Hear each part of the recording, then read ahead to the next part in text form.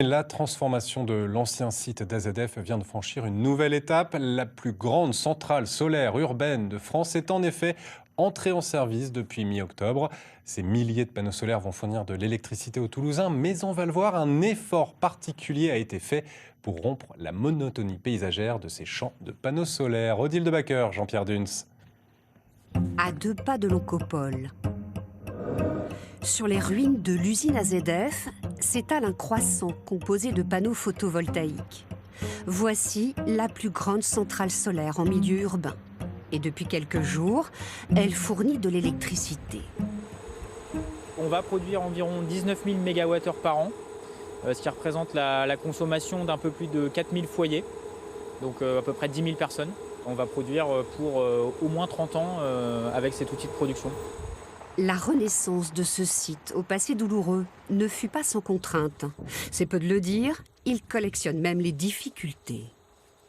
Le sol là est recouvert d'une couche d'étanchéité de 30 cm. En dessous, c'est des terres polluées. Donc on n'avait pas le droit d'excaver, on n'avait pas le droit de travailler les sols, etc. Donc on a dû travailler uniquement avec des pieux battus, mettre tous nos câbles aussi en aérien. On était concerné aussi par un risque inondation, donc les tables sont surélevées par rapport aux plus hautes eaux connues. Unique par sa taille, son design l'est tout autant. À 2 pas d'un site classé au monument historique, l'hôpital Marchand, pas question de faire n'importe quoi.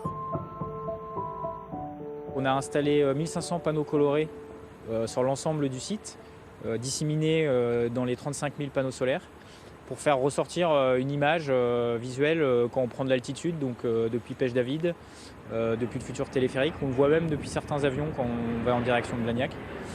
Voilà, donc c'est un projet land art paysager qui est nouveau et inédit sur une centrale solaire.